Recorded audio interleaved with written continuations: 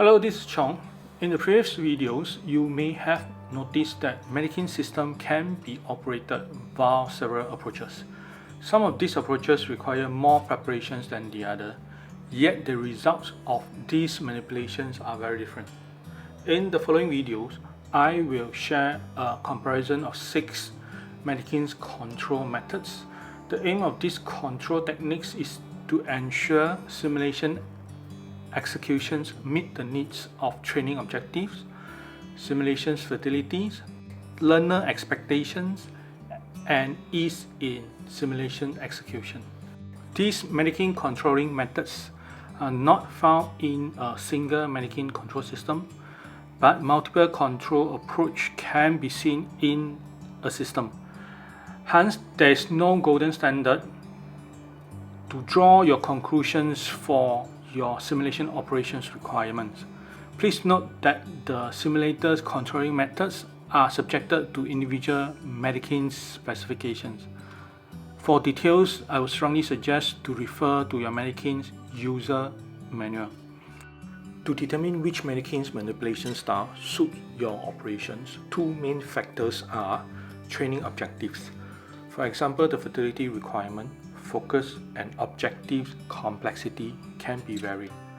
So your acute myocardial infarction scenario may not fit my acute myocardial infarction's training objective.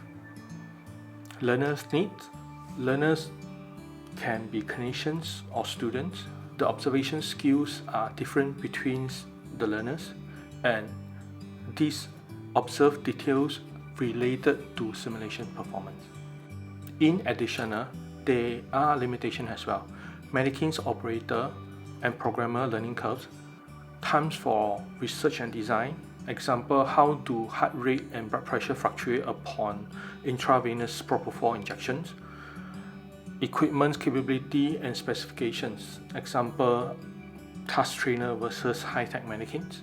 Let's examine the first mannequin operations method, a random, ad hoc, and uncoordinated approach, commonly known as on-the-fly, is the most common control mode in the healthcare simulation community.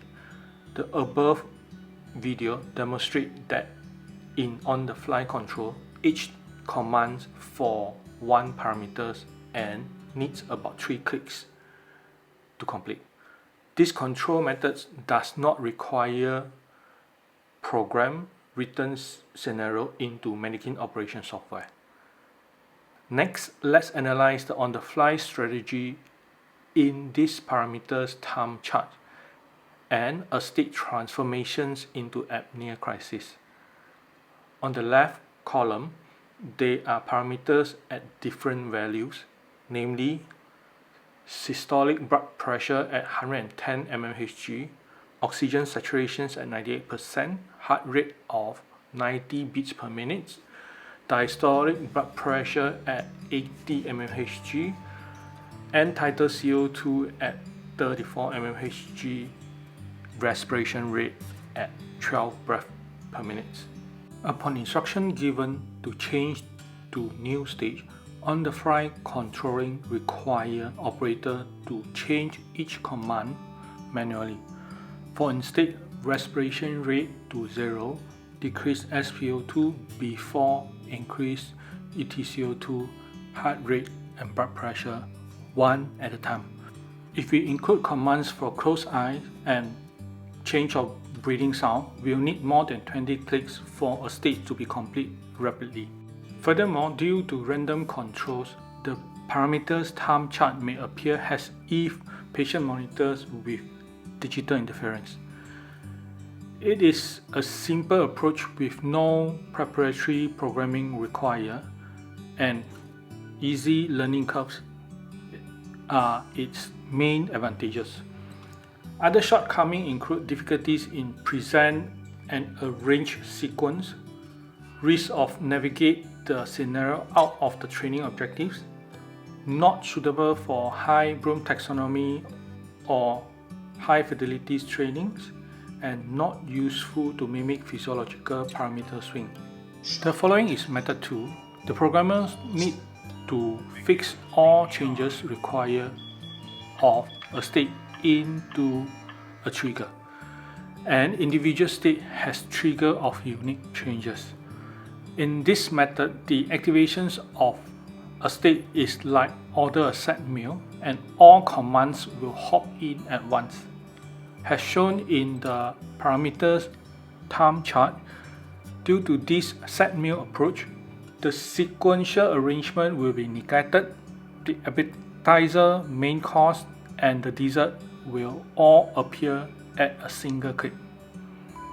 Subsequently, in method 3, as shown in parameter time chart, an additional transition plays in between the activations of commands and the completions of commands.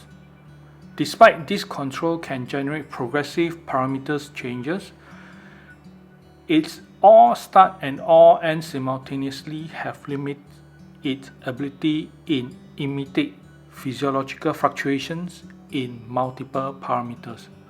Next three controls method require scenario programmer and simulator operator to have significant human physiological baseline and in-depth scenario research and design. For instance, how does a 40% partial burns wound influence parameters and parameter changes? In example of parameters time charts for method 4, upon the trigger is activated, parameters change are arranged. In this case, RR crash before the CO2 raise, followed by fall of saturations, subsequently heart rate increase and blood pressure shoot up. There's only a trigger, multiple commands, completions, and amplitude of change are varied. With such arrangements and research and design, it can mimic human parameter sequence of change. Method 5 has an additional elements in compared to method 4. Method 5 allows parameters fluctuate positively and negatively in different time of the sequence. Therefore, as shown in the parameter time chart, heart rate and blood pressure fall after prolonged apnea. Both method 4 and method 5 suit higher fatalities or BROOMS requirements in trainings and learners who face patient monitors regularly.